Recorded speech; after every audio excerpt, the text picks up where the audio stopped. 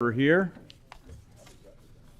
Welcome to the second meeting of the Appropriations and Revenue Committee meeting for the 2023 interim. Madam Secretary, please call the roll.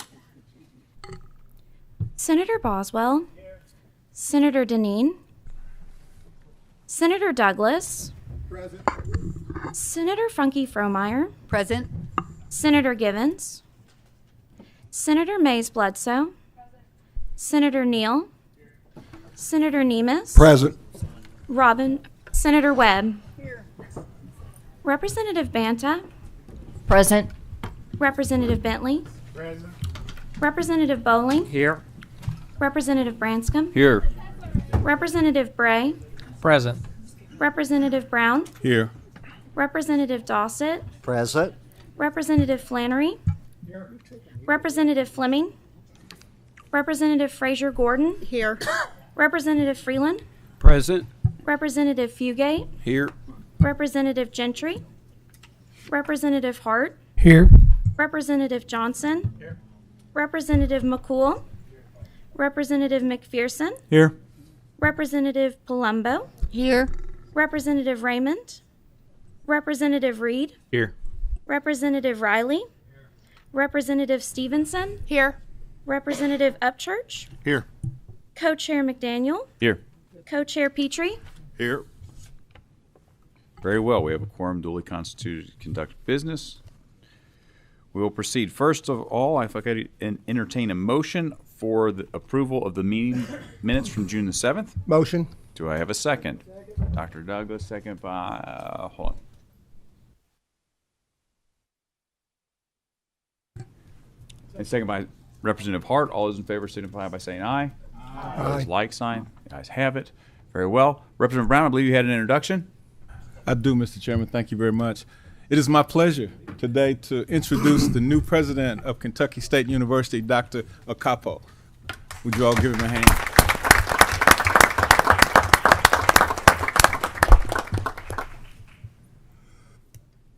Very well. Any other members of the committee with special introduction at all?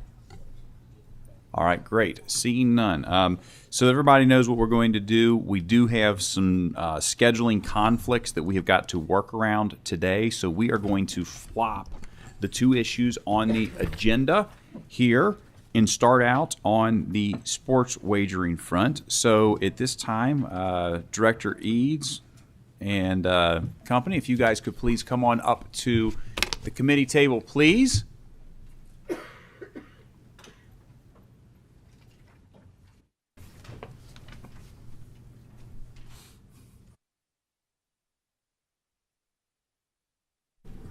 And if you could, obviously we are, as we, I hope was communicated and staffed with you guys, was concerns about funding, and particularly for the regulatory enforcement positions that we know you'll have to add, and be able to run through some discussion on that. So please introduce yourself for the record and proceed. Mr. Chairman, I'm going to kick things off here. Senate Majority Leader Damon Thayer, District 17. And the Senate sponsor of the sports betting bill, along with former Representative Koenig and Representative Meredith. Representative Meredith was going to join me today, but he had a scheduling conflict, so I'm going to take it from the legislative perspective. So 5 years after the famous PASPA decision was made by the United States Supreme Court, stating that the legalization of sports betting was now up to the states, not to the federal government. An excellent 10th Amendment decision that whether you're for or against it, you should applaud the decision. Sports betting is now legal in Kentucky after the passage of House Bill 551 in the most recent legislative session. Like all other bills, it became law on June 29th. If you have questions about the implementation schedule, Director Eads will handle those. But Chairman McDaniel informed me that he wanted to talk about funding in today's committee. Some of you in this committee are also members of licensing and occupations, the bill was assigned to, the committee that the bill was assigned to in the House and the Senate. So you understand the policy questions and finer points of it that maybe some of the other members don't. So Since this is a funding committee, just a quick review. Having worked on this for 5 years with Representatives Koenig and Meredith, it was set up to be a self-effectuating bill that hopefully doesn't require any future appropriations from the General Assembly. First of all, just a reminder on how it's going to be taxed. 9.75% tax rate will be assessed on adjusted gross revenue at licensed tracks. Tracks and their extensions will be the only brick and mortar or retail locations for sports betting in the Commonwealth. And there will be a 14.25% tax on adjusted gross revenue on the online portion. That's the apps that people will download onto their phones. Depending on which reporter you read, we are either the 36th or the 38th state to pass sports betting along with the District of Columbia. And 90 to 95% of the wagering and revenue will occur online via the various sports betting apps that are provided by Caesars, FanDuel, DraftKings, etc. The money from the, according to the bill, from the tax will not go into the general fund, as has been mistakenly suggested at times from the governor. The money will go mostly into the pension fund, and then future general assemblies, including us in January, will decide based on need whether it will go to KERS or TRS. And then there will also be a portion that goes into the problem gambling fund to help the very small percentage of people who engage in this who have problem gambling issues. Now to the funding and the self-effectuating components of the bill. Before a track can be licensed as a brick and mortar or retail operation, it will have to pay $500,000 to the Kentucky Horse Racing Commission, which was granted the full authority to promulgate regs and oversee the implementation and operations of sports betting in Kentucky. So there are 9 licensed tracks in Kentucky. If they all want to have a sports betting license, they're going to have to pay $500,000 before they can be licensed.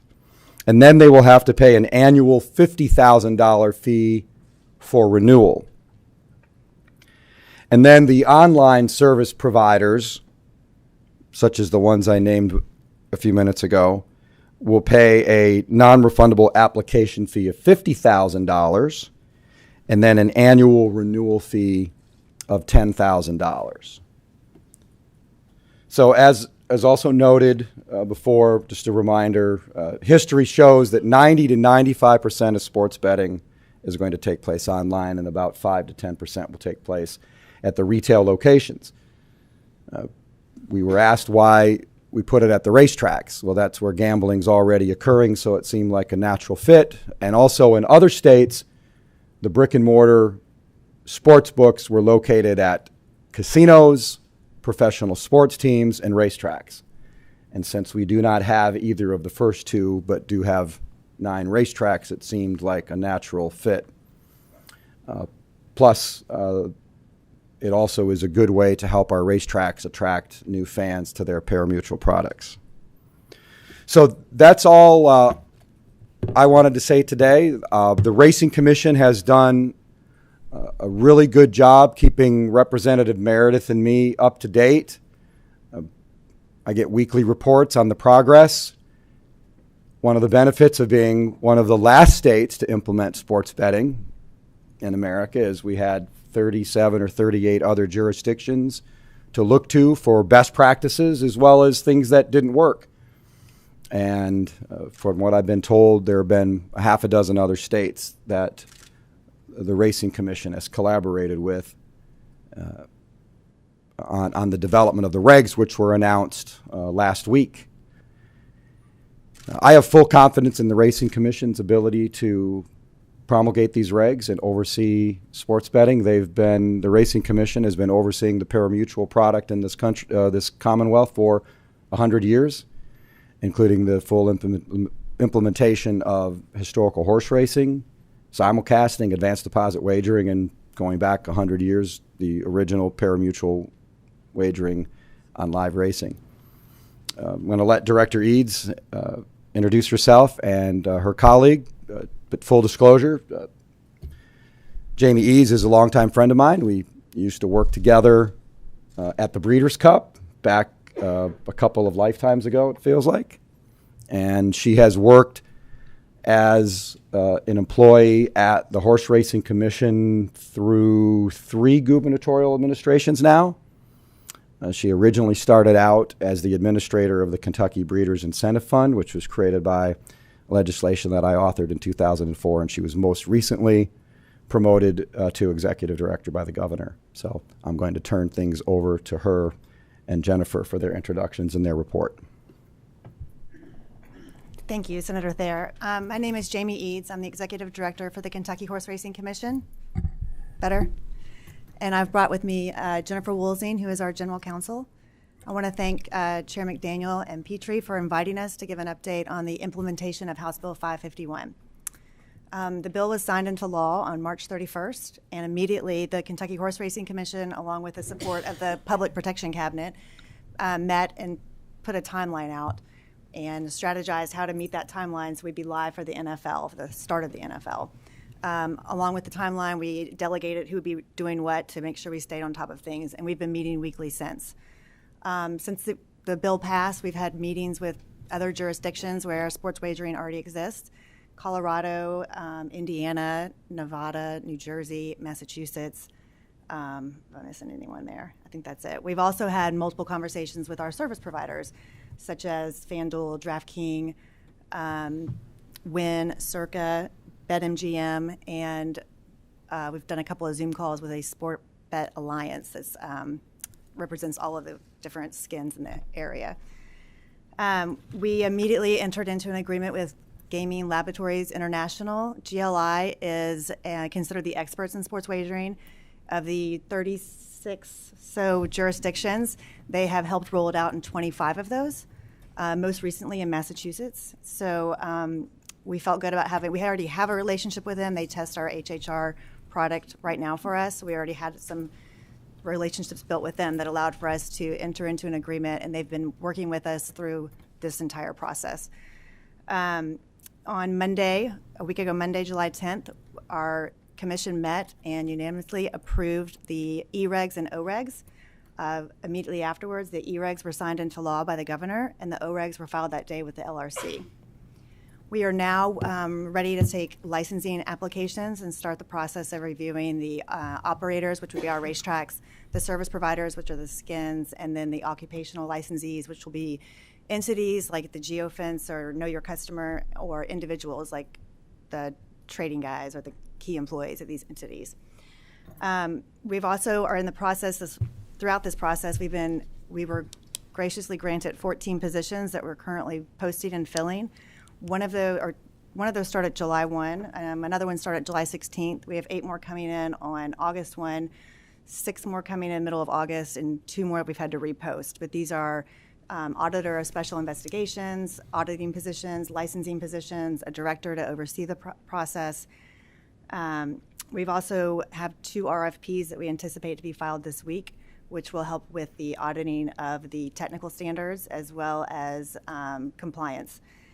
And so we are eager and ready to begin taking wagers on September 7th in our retail locations and September 28th online. And we'd be happy to answer any questions we could. Very good. Well, I'll kick off because I had a particular interest, not so much in your regs. I'll leave that to you that are in the gaming industry, but more about the finances surrounding the positions that you need to add. Mm-hmm. In various contact that I've had, I've heard numbers thrown around anywhere from a couple of dozen to maybe as many as 100 people to handle regulation and enforcement as potentially necessary. Obviously, you testified to 14. Yeah. Is 14 going to be an adequate number? And then secondarily, because I don't think we made a supplementary appropriation yet. Obviously, you end up with restricted funds down the line, but do you have money, or are you making some kind of a supplemental request for money, and is 14 enough positions for you? Initially, we have asked for 14, and as we sit here today, I feel confident we can afford that. As Senator Thayer pointed out, we're taking in operator licensees right now. That'll bring in $4 to $4.5 million. And then the enabling legislation sets out funding to fund the staff. Those 14 positions there'll be compliance for all of wagering, so it won't just be paid for out of the sports wagering budget. We'll also have assessments that we already take in on the racetracks. So some of those auditors will not just be auditing sports wagering, they'll be auditing all of our wagering products. And that will be enough to handle. I mean, this is a tremendous amount of additional dollar volume, and the nexus of all of it goes back to me. Obviously, I'm from Northern Kentucky. I still think Pete Rose should be in the Hall of Fame, but the Reds have a sports book, and there was a pretty bad case that is. I'm watching the University of Cincinnati and the University of Alabama get decimated, and I want to make sure that the integrity of all of it's critical, right? And I want to make sure you've got the money, that we know where the money's coming from. To get you off the ground properly, and make sure that you're confident there. Thank you. I appreciate that. We feel very confident with the number of 14. We do have a growth set in for down the road that would add another 10 to 11 positions, but nowhere near the 100 that you mentioned at the beginning. We've been regulating pari-mutuel wagering, as Senator Thayer pointed out, for over 100 years. Most recently, there was over $8 billion wagered in our state, and we managed that perfectly with a team of 2. So I think 14 is going to be good. Mr. Chairman, I want to. You mentioned Ohio, and of course, you live close to there, and our districts are right across the river. I'd point out that in Ohio they have professional sports teams, they have casinos, they have racinos at racetracks, a lot more locations, a lot more volume, a lot more population. But we're going to do things better than Ohio we usually do. So I have no doubt in this case that that's going to happen.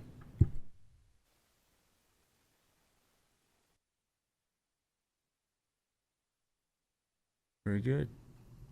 Any other questions from the committee?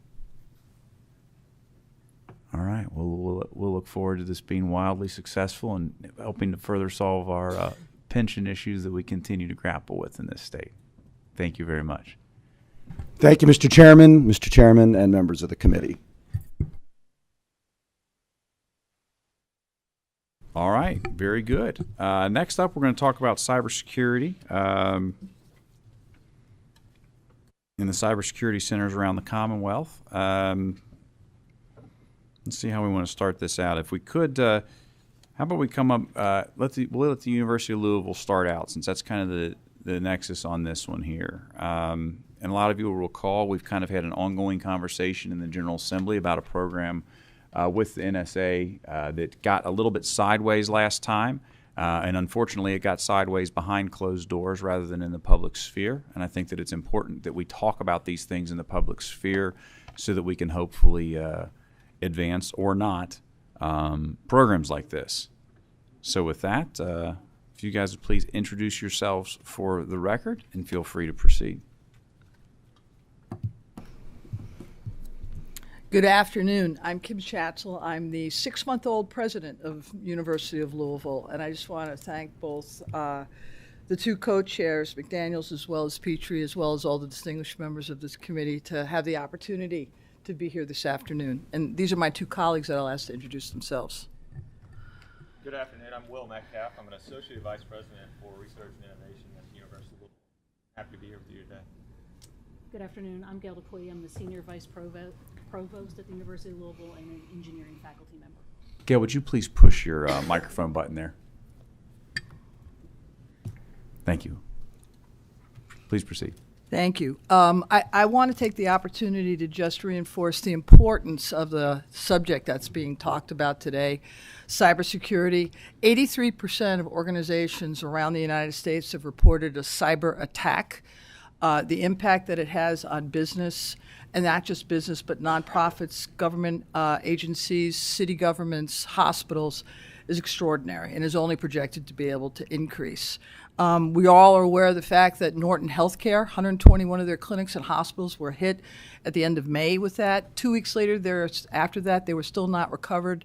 It was impacting the ability to conduct diagnostics, lab tests. People were backed up in terms of the patient portals. And also last Labor Day, Bardstown Connect at Bardstown during the Labor Day weekend had a cyber attack that took it down for 18 hours, losing everyone's email, but also the fact that credit card transactions could not occur on that busy weekend for all of the small businesses and operators that were trying to make a success out of it. So it's a widespread issue that is so important for us to be able to deal with. I have to share that I think the universities are really important to this, as well as KCTC, to be able to work out a Kentucky-wide solution to be able to do it. And it's not just academics, it's also industry. Training to be able to provide for employees to be able to not allow cyber attacks and to prevent those, and the priorities such as multifunction authorization is something that we want to be able to work on, and to be able to create a secure environment for Kentucky's businesses as well as nonprofits, schools, and hospitals to operate. I just want to commend this body for making this a priority, and the legislature to put this as a priority. I spent 20 years in business, and I can tell you the fact that this is on every business person's mind, and it's not about if, it's about when. So to be able to have us step in here and to be able to provide this leadership and support is important. I want to commend all of my fellow presidents. Worked very closely with President Jackson over the last few months to be able to have conversations so that we can come up with a collaborative and collective approach, and we're really looking forward to being able to bring that forward. So again, thank you so much for making this a priority. You have my gratitude, and thank you for your leadership on this important topic for the Commonwealth and for everybody that lives in it. So thank you again. Thank you, Dr. Jasper. Do we have are the slides available?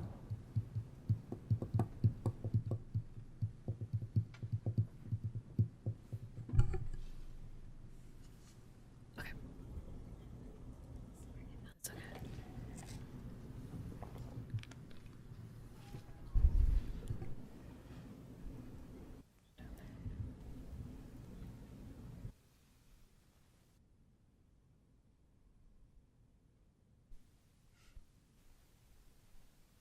I just pushed the down button.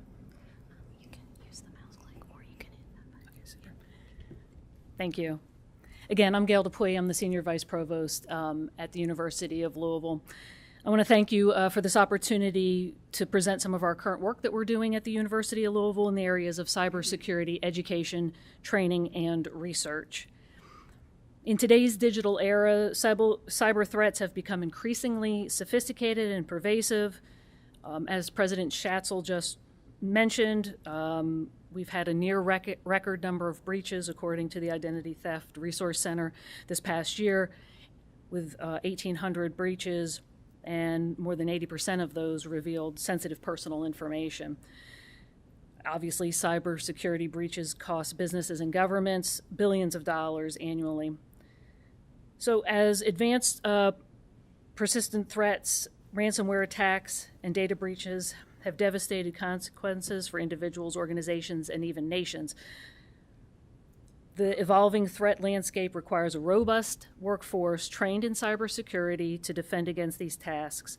The demand for cybersecurity professionals is growing and is surpassing the supply. So we do not obviously have enough people. You can see here that there's over 4,000 unfilled, highly paid positions in cybersecurity in Kentucky alone, and we do not have the workforce available currently to meet those. By providing comprehensive training programs, we can address the skills gap and ensure highly skilled workforce capable of defending our critical infrastructure and sensitive information. The University of Louisville offers credentials in cybersecurity at both the undergraduate and the graduate level, as well as non-credit workforce development certificate program. As noted before, we need a lot more professionals in Kentucky in this area, and we can see here that the recent graduates from the University of Louisville cannot meet the demand alone, nor can any one Kentucky university. We must work together to fill these needs. Trained professionals strengthen our defense against cyber threats, safeguarding critical infrastructures and public services. A strong cybersecurity workforce attracts businesses, fosters innovation, and drives economic development. The University of Louisville was recently awarded a $3.4 million grant from the National Science Foundation to help grow the cybersecurity workforce. The funding will cover the full tuition for 100 students, 20 per year for a 5-year period, to enroll in the Master's in Computer Science degree offered through the J.B. Speed School of Engineering, and then work in federal, local, state, or tribal government roles upon graduation. The University of Louisville is very much interested in collaborating with all interested parties to help build a strong cybersecurity industry and workforce. We need to protect our financial, manufacturing, service, and healthcare systems. The University of Louisville partnered recently with many other institutions to create a cybersecurity workforce certificate program. This is a non-credit workforce professional development certificate program. This was piloted at U of L in 2021, and it provided training to more than 500 first responders from law enforcement, healthcare, IT specialists, firefighters, along with transitioning military and veterans. And throughout the 6-month certificate program, participants earn technology industry badges from Google, IBM, Microsoft, and others, adding value to this cybersecurity certificate completion. Many of those who have participated in this program are from our partner institutions, and the curriculum developed for this program will be made available free of charge. So this Cybersecurity Pathways Coalition is just the beginning of our collaborations with others, and we look forward to partnering with all interested parties. Yeah, thank you, Gail. So I just wanted to touch on a couple of points. So Dr. Dupuy mentioned there are 4,000 open jobs in Kentucky right now. So this is a workforce crisis. We all know, as Dr. Dupuy mentioned, there's no way that University of Louisville can fill these jobs alone, provide all the training that's needed alone. But working together, we can build coalitions and attract the federal funding needed to support these positions and train these individuals to fill these critical roles in the state of Kentucky. Just recently, in the last several years, we've attracted over $10 million in funding to support credentials and badging, with a special emphasis on industry-recognized credentials. So the emphasis on industry-recognized credentials is key for the University of Louisville. So that means our graduates and the students coming out of these programs have certifications and designations that are recognized by the companies from Microsoft and Google and AWS, so they come out with a real advantage. And the curriculums that we're developing are available not just to University of Louisville students, but to students from every university throughout the state of Kentucky. So we can build these technologies together and these programs together, and that's what we're doing right now. So Gail, if you want to go to the next slide. So this is just an emphasis here on some of the programs that we've run recently. In this specific non-academic workforce certificate program, we've had about 500 enrollees with a real emphasis on veterans. So we're proud of that focus on veterans, transitioning military members out into the civilian workforce. So about 30% of those 500 enrollees in this credentials program that I mentioned were veterans or transitioning military members or their spouses. So Gail, you can go to the next slide there. Here's just some of the types of grants that we've received out of that $10 million. These are a little bit more detail here. So the first one is with the support of the Commonwealth of Kentucky. We've been able to produce about 184 graduates from our military program in the last 3 years. This is military members, spouses transitioning out of their careers in the Department of Defense or other parts of the military into civilian jobs here in the state of Kentucky. The next grant that we received with support from the Department of Homeland Security, we've trained about 171 graduates in the last several years from 32 states. So this is a program, it's all online, and it can help train people within the law enforcement department as well as other types of criminal justice employees, so they can help fight cybercrime. A lot of times we know that these are cyber criminals, and often small departments within different parts of the state don't always have the training they need to meet the demands, and that's what this program is focused on. Additionally, teachers in the state of Kentucky, with support from the National Science Foundation, we've been able to train 31 teachers, accepted them in a program for 2022 to help train students in high school to get them ready for careers in cybersecurity. Talent pipeline is so critical for these types of jobs, and getting access to those students early is key. And so that's what this program is all about, is helping teachers have the skills necessary to train students in cybersecurity and get them access to what those jobs could be, these highly paid jobs that we know exist throughout the state of Kentucky. Next slide, yeah. All right, so this is just an emphasis on the cybersecurity workforce program. We have support from the National Science Foundation. This is to train both bachelor's and master's degree students at the University of Louisville, and they will receive full scholarships for dozens of students at the University of Louisville focused on cybersecurity. And this is $3.4 million from the National Science Foundation. These students are going to go on to work at companies throughout the state of Kentucky and Louisville and throughout the Commonwealth. Go ahead, Gail. Thank you. So next we have, I just want to emphasize here that, the key takeaway is that we're focused on supporting the statewide efforts to grow our cybersecurity workforce. And we have the experience and credentials to do that, to help be a part of that, to attract federal funding, to grow our industrial base and the technologists and experts that we know we need to be able to secure our cyber infrastructure. It's also really important to emphasize that we have been recognized from the National Cyber Command as well as the Strategic Command as experts in this field. And we're here to support the growth of the state of Kentucky within cybersecurity. And U of L has the ability to manage these large grants, and we've done about $200 million in research activity over the last year, and we're here to support that and grow that base for the whole state of Kentucky. So with that, I don't know if we have anything else to close on, but I think we're open for questions and really appreciate the opportunity to speak with you today. Very good. We're going to do a couple questions, and we're going to get through some of the other universities as well. Senator Fromeyer had a question. Yeah, just a quick question. It sounds like you've got demand, and if you had 400 teachers apply and only 31 accepted, kind of what would that barrier be that's limiting the participation? Yeah, it's a great example. So exactly, that's the point. Is we've got this one National Science Foundation grant to train those teachers, and it's just a limited number of qualified applicants that we can accept into the program.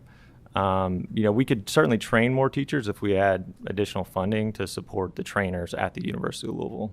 So that's the talent pipeline, right? So that program is to support educating high school teachers so that they can provide quality education to high school students and give them that early exposure to cybersecurity careers so they can come into college, or some of the non-degree credential programs that I mentioned at the beginning, which are also really valuable and important.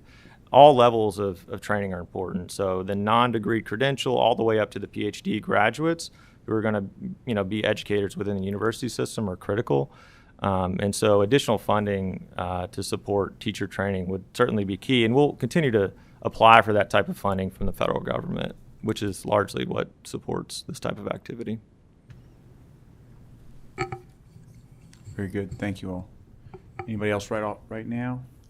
All right, seeing none. If we could have Eastern Kentucky, let's try to do Eastern, Western, Murray, and Moorhead, since we've got seats up there. Could you guys all come up at once and make your individual presentations, please, but just so we don't have the shuffling back and forth quite as much.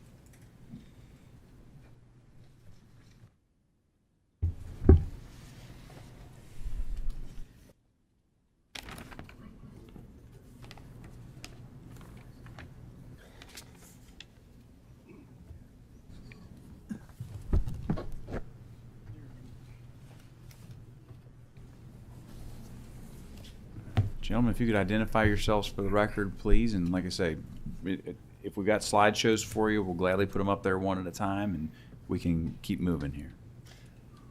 My name is Derek Paulson.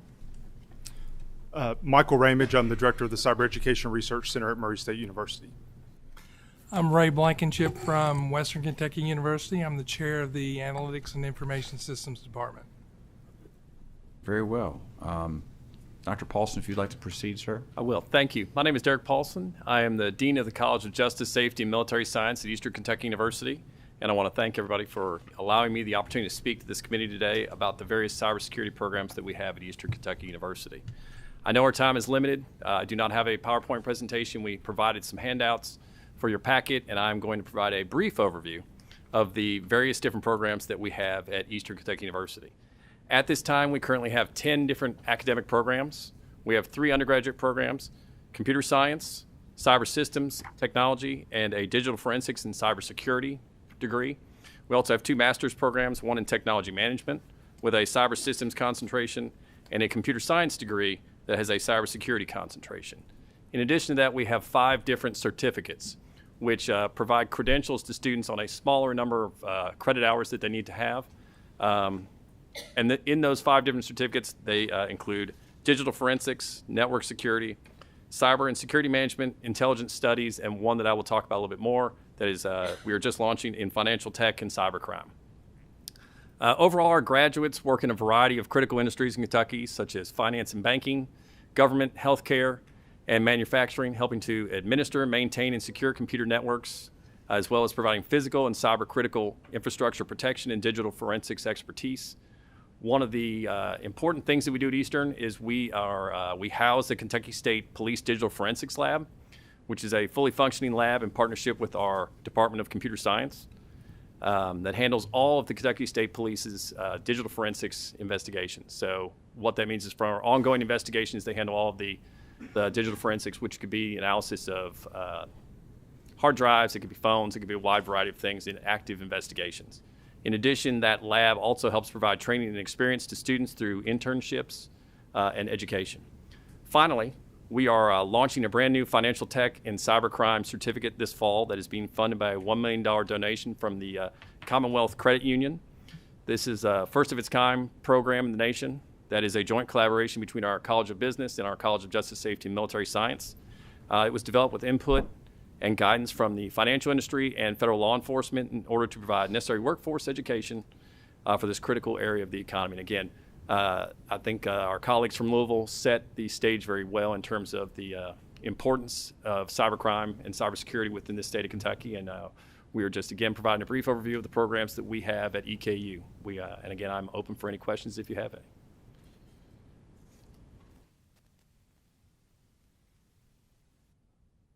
Dr. Raymond?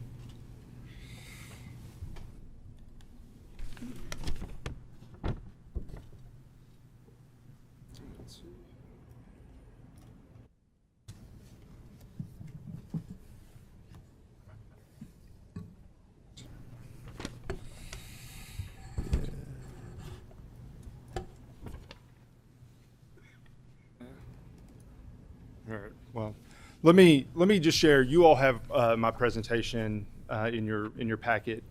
I certainly don't have time to go through all of the slides on that, but let me share a couple of key pieces. As I said, I'm the director of the Cyber Education Research Center. Our center was created with House Bill 1 in 1997. We serve as the program of distinction for Murray State University and have since then. We had our first graduate of our program in 2000. We created our program to manage networks. That was our focus. To manage networks, you need to make sure that you understand the technical and how to translate that into business and finance. So that is the type of person that we create and have been creating for more than 20 years in our program. We were teaching our first security course in 2001 when 9/11 happened. A lot of universities started cybersecurity as a result of 9/11, and we actually were in class that day. We started in 2002 as a result of being the program of distinction.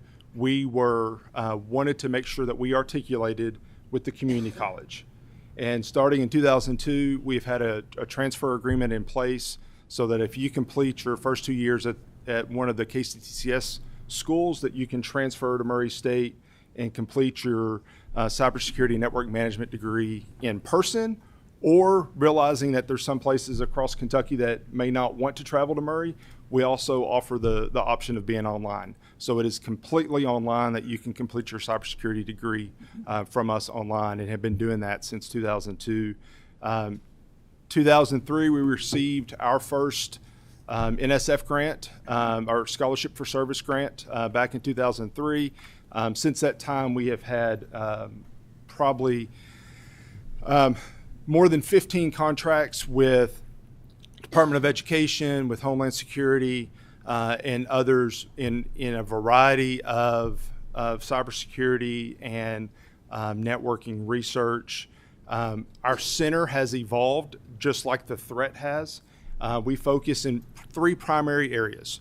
One, on the academic side, we have, in addition to our bachelor's program, we have a master's program in cybersecurity management, and then we have certificates at both the undergraduate and graduate level. We have a strong academic program that not just focuses on the technical of cyber, but how to manage the risk and translate that into business. We are a Center for Academic Excellence in Cyber Defense. We have received that designation as well.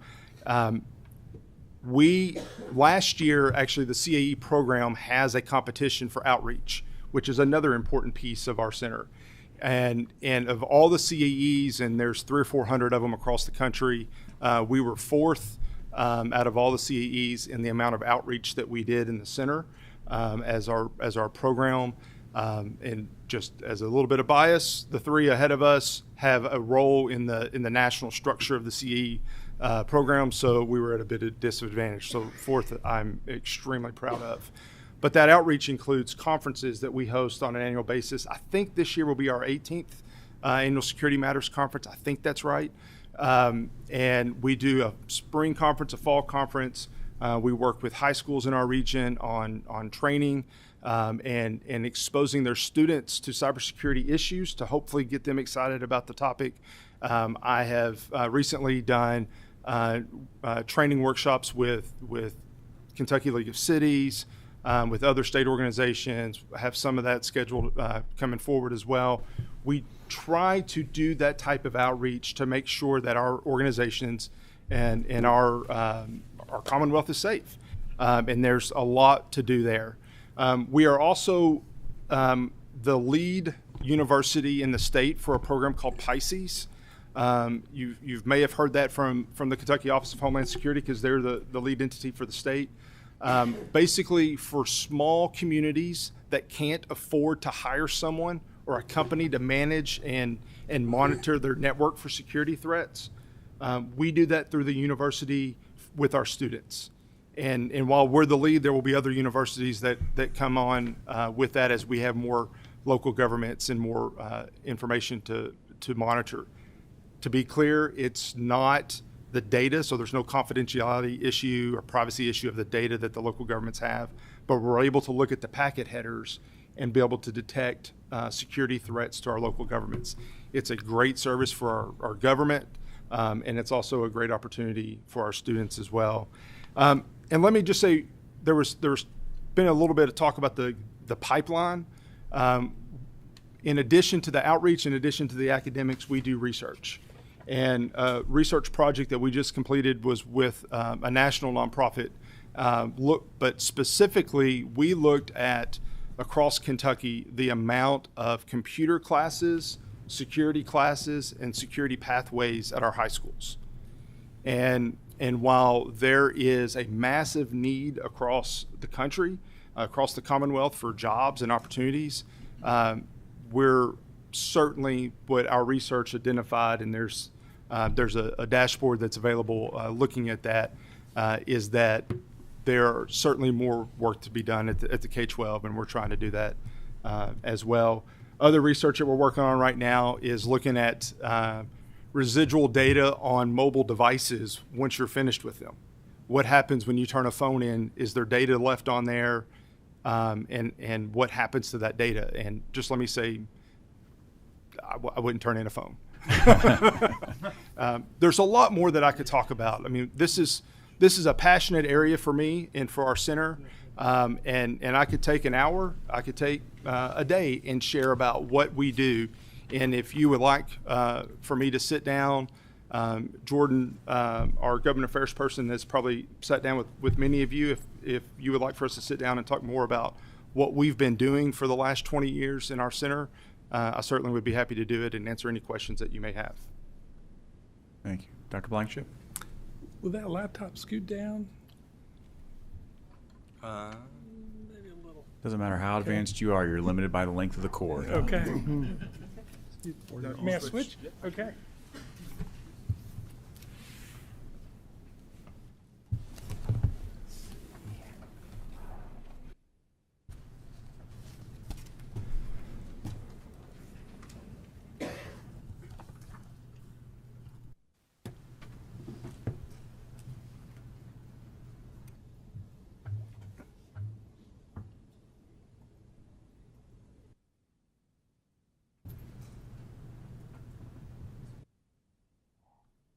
I can see it on my screen. Can you see it on your screen? We cannot. I can see mine in front of me.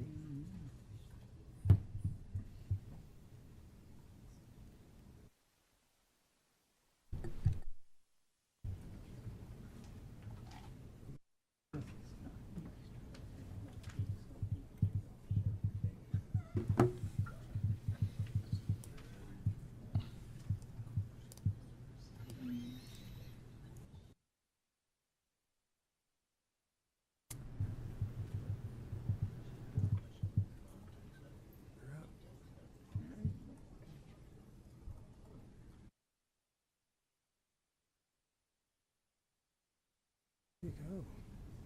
Very good. Excellent. Can everybody see that now? Yes, perfect.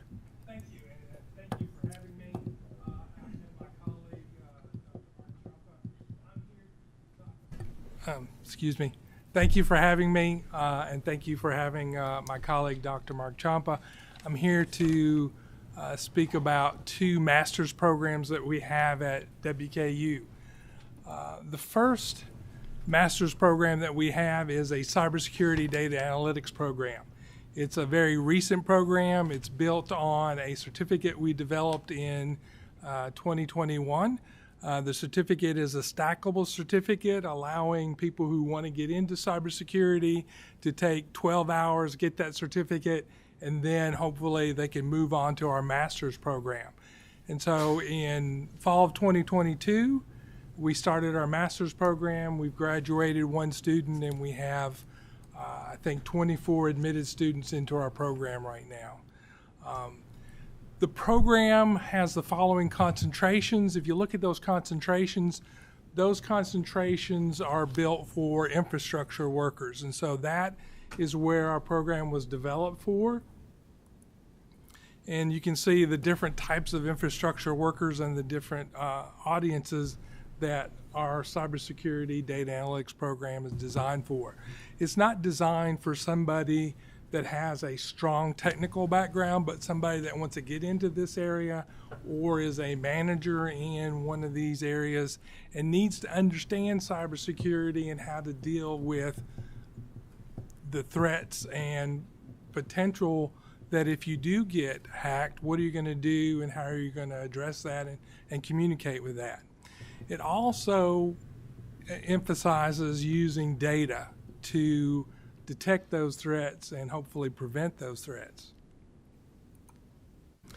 And so this is a College of Business program, and so our emphasis is looking at those policies and then teaching people how to extract and transform data and then to do the analysis and then how to communicate that data so that other people will understand what's going on. So that's our first program at WKU. The other program is our Homeland Security program, and the Homeland Security program is out of our College of Science. And so that was added a cybersecurity focus or concentration within the last 2 years. So here, this program is built more for the technical aspects, people that protect and defend the network infrastructure. They also have an undergraduate computer information technology program, so it's designed for those students who want to advance their careers in cybersecurity. And so students coming out of that program are prepared to do things like hacking and penetration testing, and they also achieve some certification in, say, ethical hacking. Any questions? None I'm seeing right now. Very good. Okay. We still have K-State, Moorhead, and KCTCS and NKU on our regionals, and we'll jump into UK after that.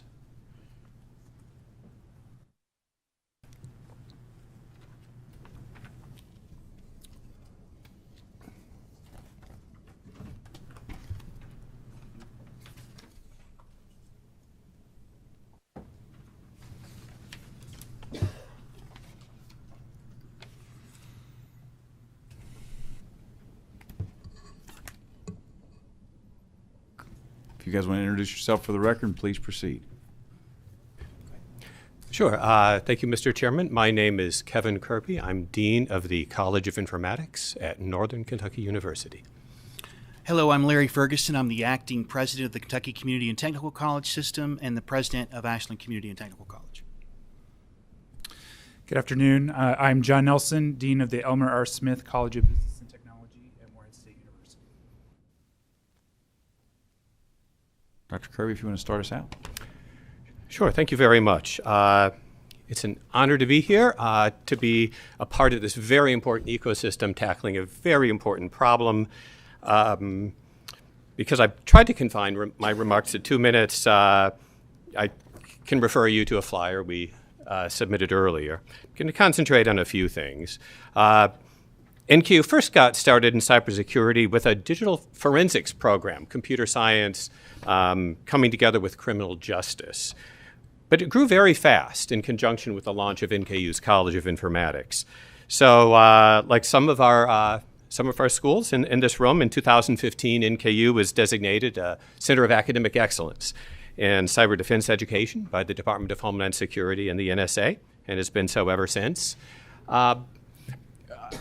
Enrollment has grown amazingly fast in this area. This past spring, NKU enrolled over 440 students in cybersecurity-related degree programs. I'm not counting the certificates now.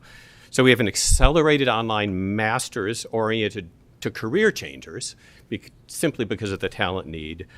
We have a new rigorous cybersecurity bachelor's program and a cybersecurity track in our IT undergraduate program. So projections actually show this enrollment more than doubling over the next 2 years as NKU makes the undergraduate cybersecurity track also available online. So at NKU, with I'm sure my peers, we're committed to providing talent where there is a great shortage of professionals. Our Center for Information Security Advisory Board has cybersecurity leaders from companies such as U.S. Bank, Great American Insurance, Paycor, Booz Allen Hamilton, Western and Southern, and even U of L Health. Our JRG Cyber Threat Intelligence Lab is actually based on the Security Operations Center at U.S. Bank. And these companies, they realize it's not just about academics, right? This is an ultra-fast changing field. My own field is computer science. This changes faster than computer science. So it's about getting students real-world experience. Our bachelor's degree in cybersecurity requires experiential learning, an internship or a co-op. But it even starts earlier. We have cybersecurity camps for high school students.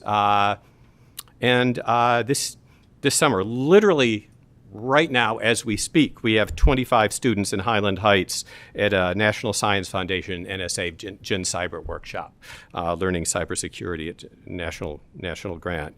And we get extra support from InterAlliance, an IT talent partnership of major companies such as Procter & Gamble, Fifth Third Bank, and Kroger. And let me end on, this is almost a sentimental note because it's more than just NKU. So one of the earliest visible signs of Kentucky's cybersecurity success was in something called the Collegiate Cyber Defense Competition. This is when you take a team of students, typically 8 students, undergraduates, and at the regional level, lock them in a room for 36 hours and give them a real computer network to protect while the judges are malicious hackers trying to take them down. So NKU, during nearly all of the past 12 years, NKU's team has been scoring in the top 2 of the entire 9-state Midwest region. Kentucky's considered part of the Midwest in this case. But actually, there's 2 teams that regularly vie for the top spot in the Midwest, and they're both from Kentucky, NKU and U of L. Basically, to win the state of Kentucky, it's U of L versus NKU, and they are regularly at the top of the region. So I think that's a point of pride for our state. And as my colleagues have pointed out, we all got in very early here, and it's a point of pride. And at NKU, we are happy to play a role in this ecosystem. Thank you. Yes, as I said, I'm Larry Ferguson. I'm with the Kentucky Community and Technical College System. I appreciate the opportunity to be before the committee today. Out of our 16 colleges, we have 4 that have been aggressively involved in doing cybersecurity education. As we heard from the first presenter today, our colleagues at the University of Louisville, there are 4,000 open jobs. And at KCTCS, our primary mission and our vision is to provide the skilled workforce necessary for Kentucky, which is why we too are also involved in cybersecurity training. 2 of our colleges, Bluegrass Community and Technical College and Owensboro Community and Technical College, have been deemed centers for academic excellence for cyber defense education. They've worked closely, of course, in development of that curriculum with the NSA and the Department of Homeland Security, and they offer an Associate of Applied Science in Computer and Information Technology centered on cybersecurity. It's important to note, I know some of my other colleagues have said that they also are centers for academic excellence, but there are less than 300 of those in the U.S., and only 83 out of those 300 are 2-year institutions, and so we have 2 of those. We offer 4 different tracks in secure coding, network defense, cyber forensics, cyber science, all things I can promise you I don't fully understand. I'm just representing my colleges.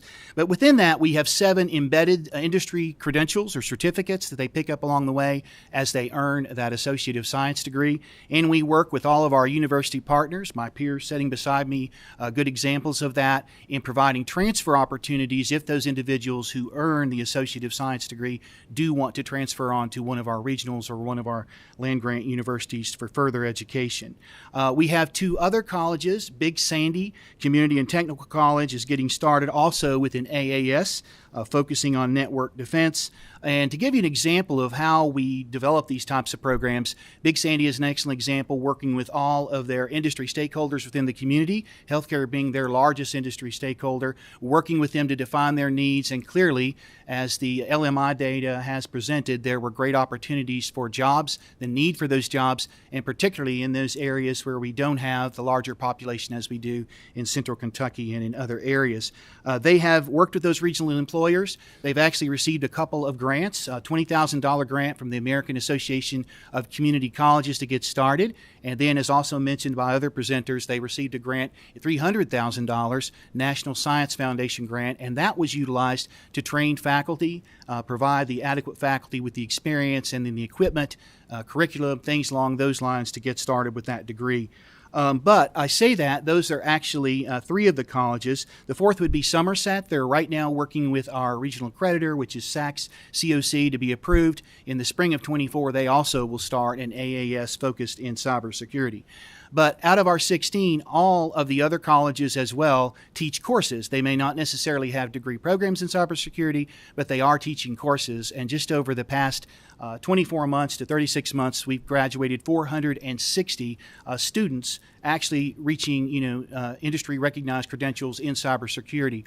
An interesting part of all this is many of those students, when we dig down and look at who they are, actually have baccalaureate degrees, probably being earned from some of our Kentucky institutions, but they're coming back for that expertise to further their career plans and their objectives and to meet the needs in the cybersecurity area. Particularly in our work with healthcare, we found they are in desperate need of folks with these types of credentials and do not necessarily have the ability to recruit some of those folks based on their high earning potential.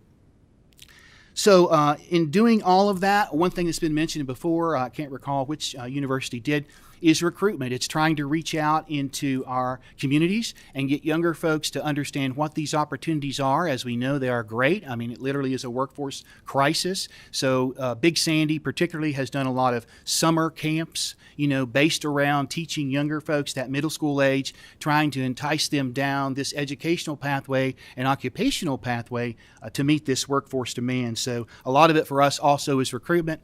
We're looking at options. How would we do some of this through our dual credit offerings, which you all know we're in most of the high schools within Kentucky, providing dual credit opportunities. And so those are other things that we're looking at to do. Last thing I wanted to mention is also our relationship, at least with KCTCS, with the Kentucky Chamber. Many of you are probably familiar with multiple projects they have ran under the Talent Pipeline Management model. And one of those that they ran recently indicated, again, several more positions in this area. And they do not always require a baccalaureate degree as much as they require that industry certification to meet the needs of those employers. So in essence, that's where we are. It takes all of us. I think it was said with the first presentation, this has to be a collective effort with 4,000 open jobs. Not one of us, or not even the entire KCTCS system, can meet this demand. And so it's very rewarding to me to see that we're working cooperatively and collaboratively with all of our universities to ensure that we're getting this work done. Thank you. Again, my name is John Nelson, Dean of the Smith College of Business and Technology at Morehead State, and we too are pleased to be able to be a part of this solution to addressing these workforce needs in cybersecurity. We offer a Bachelor of Science in Computer Science with a track in cybersecurity that we began during the fall 2020 semester. Students in this track learn the fundamentals of cybersecurity with a focus on topics such as programming skills related to computer security, network security, applied cryptography, and digital forensics. Through the coursework, our students are prepared to enter the cybersecurity workforce, having been given the tools to support public and private sector organizations, prevent data and information breaches, and the accompanying challenges that those breaches bring, including financial and reputational losses. Our graduates currently work as security engineers, information security specialists, governance risk and compliance security analysts, identity and access management engineers, and senior security analysts. We welcome the opportunity, like all of our colleagues have mentioned, to collaborate across the state to address the workforce needs related to cybersecurity. And we're particularly interested in enhancing our program offerings related to cybersecurity to work with similar programs that have data needs, such as our space science program, where there are sensitive and large amounts of data. Thank you for your time, and welcome any questions as well. Again, thank you for the presentation there. Dr. Nelson, I did want to ask you, I think kind of separate from your department, but distinct to Morehead, I think you guys had some kind of a breach or a hack recently that's affected your internet. Is that correct? Correct. Is that still ongoing? Are there kind of any lessons learned from that? Or where are we at on that?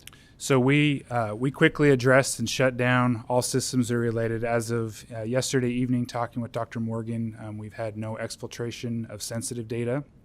We were able to get teaching and learning systems back up, and we're still ongoing with bringing our other systems up, but in a careful and cautious manner to make sure everything's ready. Of course. Very good. All right. Thank you. All right. Let's see. K-State, UK, and if CPE has anybody here as well, if you guys want to come on up, in committee, if you've got any questions, this is our last group of presenters, so please let the chair or one of the staff members know that you do have, if you do have questions.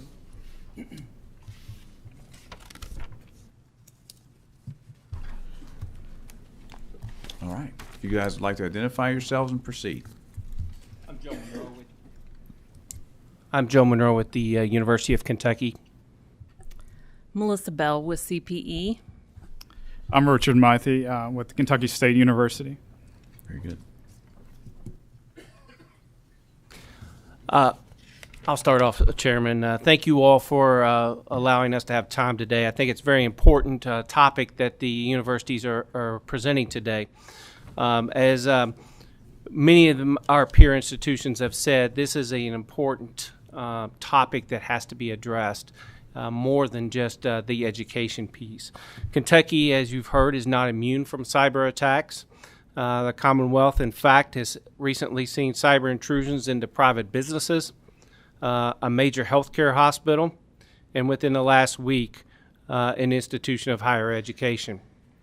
This is one of the largest single threats facing our country, as we've witnessed with cyber attackers holding cities and businesses hostage. They are demanding payments for that information, sensitive information, medical records, payments that people are required to pay bills with can no longer be done. The real risk of all this is that confidential data is being sold on the dark web. The Commonwealth must be proactive. We need to have more cyber education funding, threat awareness and response teams assembled. You've heard from our colleagues. While the University of Kentucky has a cyber certificate program, we've taken a different approach. We are focused on the prevention and intelligence piece. Against that backdrop, I'll tell you a little bit about what the University of Kentucky has undertaken. First, the University of Kentucky is building a cyber joint task force, a cybersecurity joint task force, that is, focused on defending the university from cyber attacks, responding to incidents, ensuring appropriate management of threat intelligence. The intelligence is the most important piece. Also, we are focused on the forensic piece, understanding where these attackers are. Also, understanding what the emerging cybersecurity issues are.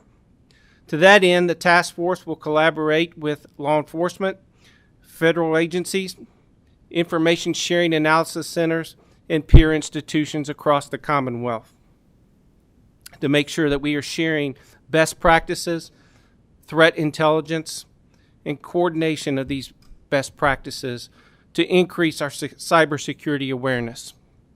The University of Kentucky conducts most of this work already, collaborating with our federal partners through threat intelligence. This task force, though, will enhance and focus our efforts and benefit the Commonwealth.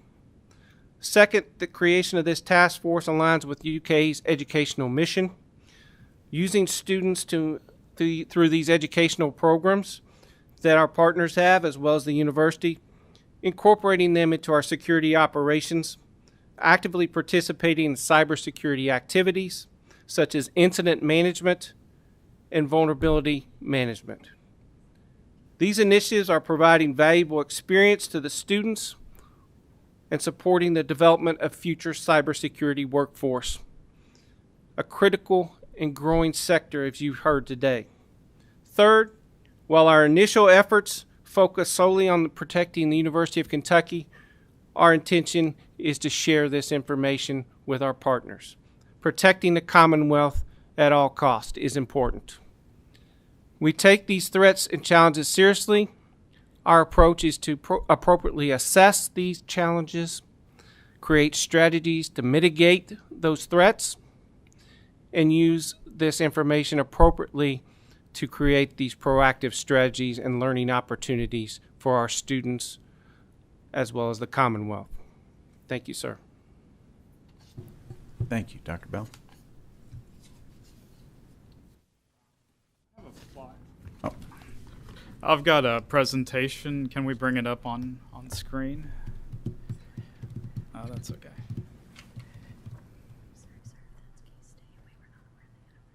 That's fine. Okay, it looks like they do not have that on there unless... I've got a thumb drive. I can put it on there.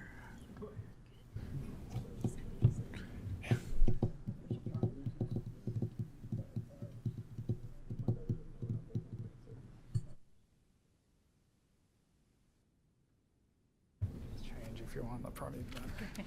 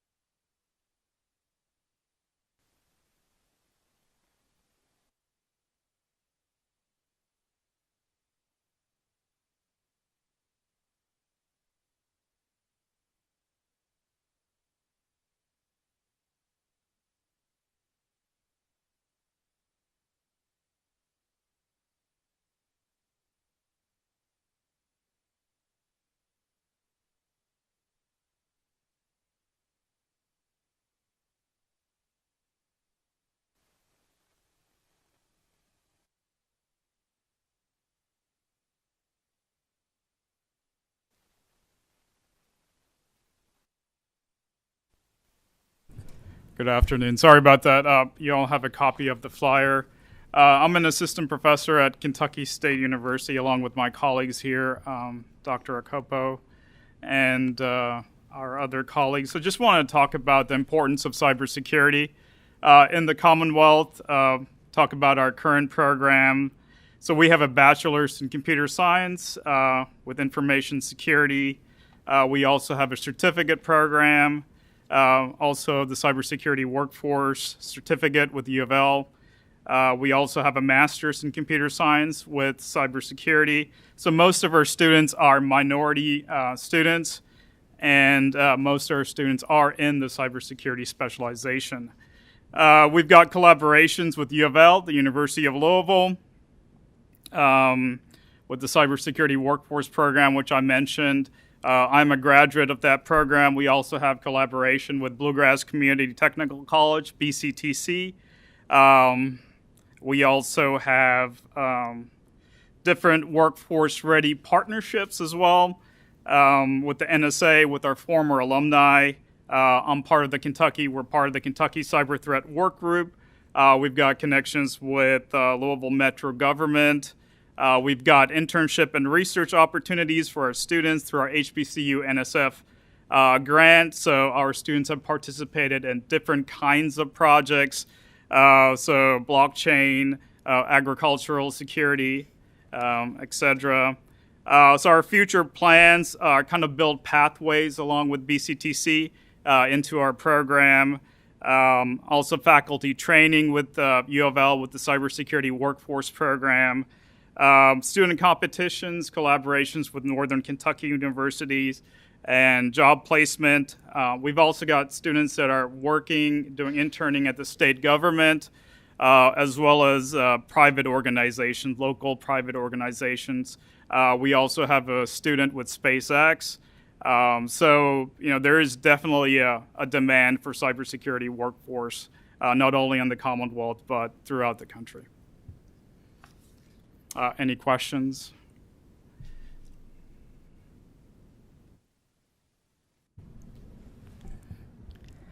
Good afternoon. I'm Melissa Bell. I'm the Vice President of Academic Excellence and Student Success at CPE, and we provided a PowerPoint, and a few of those points have already been made through the other presentations, so to be respectful of your time, I'm not going to pull that up, and I'm just going to hit some highlights and summarize the academic pipeline in Kentucky for cybersecurity. So the first thing to note is that student demand for cybersecurity programs is very strong, both nationally and in Kentucky. Part of that reason is because of the job opportunities. For example, the number of information security analysts in Kentucky is expected to grow by 31% over the next 10 years, software developers by 20%, and computer and information research scientists by 18%. Our institutions are addressing the demand through academic programming. You've heard that so far today. We have a number of undergraduate certificates. We also have a few associate degrees. We have bachelor's degrees. We have master's degrees, and we do have some post-bachelor certificates. Some of these programs are standalone cybersecurity programs, as you've heard, but some of them are tracks or concentrations in another program, such as computer science. And so we do have a wide variety. We run the gamut of types of programs in the state. We also heard, in summary, that our institutions are working with a wide variety of partners in the workforce. They're working with healthcare, logistics, financial sector, manufacturing, insurance, and many, many other employers. Both in terms of academic programming, but also their outreach efforts and their research efforts. And then I will close by noting one distinction from the National Security Agency, and that's the National Center of Academic Excellence in Cybersecurity Cyber Defense designation, meaning that programs have met the standards for the curriculum, the faculty expertise, the student research, and other criteria for academic excellence, and we already have 5 institutions in the state that have achieved this designation for at least one of their programs. So we have a really good, solid foundation of excellence in cybersecurity in Kentucky that we can build on, and that's all I have for you today. And via Zoom, we do have Dr. Aaron Thompson, president of CPE. Dr. Thompson, thank you for joining us today. We've been pretty robust in this conversation. Is there more you want to add? Yeah, they've done a great job. I'll just say 3 quick things. One is that we do have a variety of programs that's concentrating on prevention to intervention, and that's important. Number 2, we do need to build this out more, and there's opportunities for that in Kentucky, and I think we can do that best by collaboration, no doubt. Number 3, research and development is also key here. We didn't talk a lot about that, but as someone who's also doing healthcare stuff in my life as well as other items along these lines, I mean, we can't keep up with the hackers. That's what I tell people. So we have to get ahead of this somehow. So I think it's a rich field for us to be looking at developing a holistic way of thinking about R&D. So other than what they've offered, they've done a good job of telling you what we're currently doing. I guess I want to offer up the idea that we need to be really concentrating on doing more in a way that's coordinated and in a way that really gets Kentucky truly to that edge that, you know, as you've heard me say way too often, I want us to have. So that's all I have to say, Mr. Chair. Thanks, sir. All right, we're going to start out with Senator Nemes. Thank you, Mr. Chairman. I want to give a shout out to the University of the Cumberlands, who have also got a great program.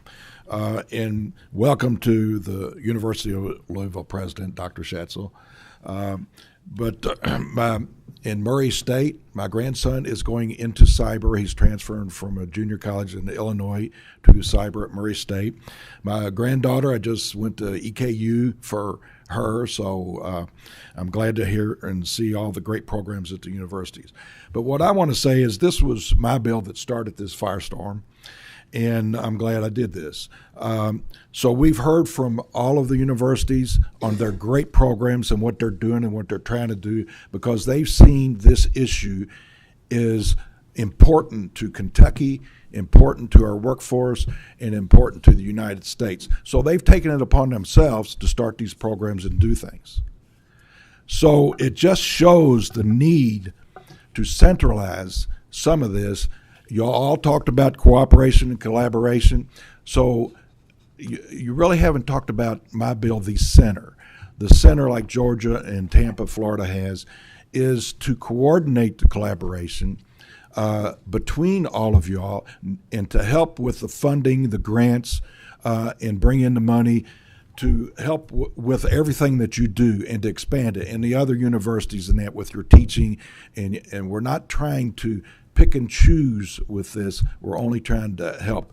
And as Dr. Jackson was pointing out, that this all got sidetracked into only academia, and this is not, or at least the bill wasn't. But the academia part, we think that you all should run it. And I had a committee sub that would show how to do that. So I think you need to look at that. But it's great to hear what you're doing and the collaboration that you're doing and want to do. So there'll be 4 parts, in my opinion, to the center that needs to be done. I think the next time we meet, we should be talking about the whole thing and not just the academia. This was a fantastic meeting, and it shows the need for it and your all's ability to cooperate.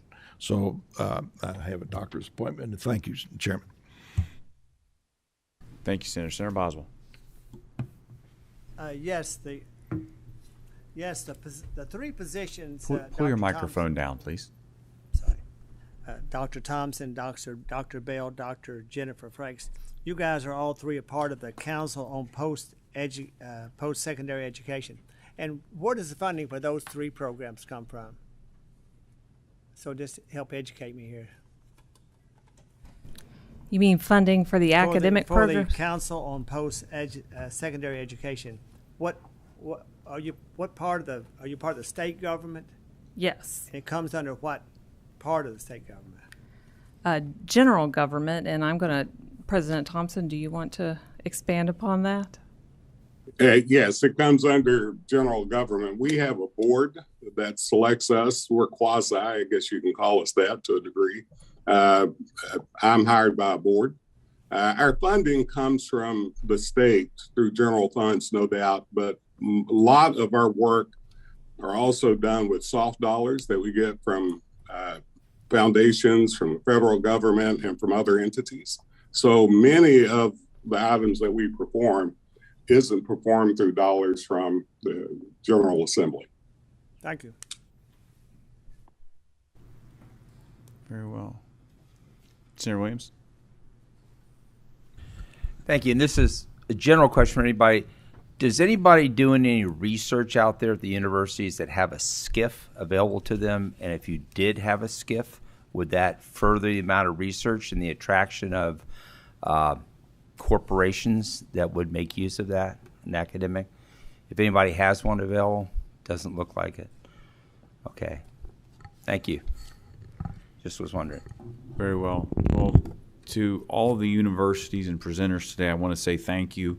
I do have a huge concern that this is not just an all of government, this is an all of society and issue and requires a whole of society response. And unfortunately, I think about 0.1% of all of society really realizes even a fraction of what goes on out there. But I have a great fear that one day a large swath of society will wake up to no power, bank accounts with zero, doctors who can't get into their medical records. Take your pick of things that are sensitive and that in modern society are online. And you know, the idea that there are state or non-state actors who may have interest in disrupting those types of things is tremendous. And honestly, you know, that kind of gray zone cyber warfare is where you guys stand on the front line, and most people don't even realize it. So we appreciate what you do, we appreciate the partnerships that you do, and frankly, I don't think any one of you do enough because it simply does not get enough societal attention as of yet. And I'm fearful as to the kind of negative things that may have to happen to get more of that attention, but hopefully we can do even more in the Commonwealth, more as you guys partner across the communities and obviously across the nation with some of the other folks that you've mentioned as well. And we appreciate the time and effort that every one of you put coming in front of this committee today and look forward to ongoing conversations. And Dr. Thompson, as always, it's wonderful to see you even if remotely. Same here, Mr. Chair. Thank you, committee. Thank you. Okay, at this point in time, all we have are follow-up information and correspondence, so please, as always, take a look at those. And then our next meeting will be Tuesday, August the 2nd, chaired by the esteemed Representative Jason Petrie, who I have no doubt will have yet another riveting agenda in front of all of us. Seeing no other business to come in front of the committee, we'll stand adjourned.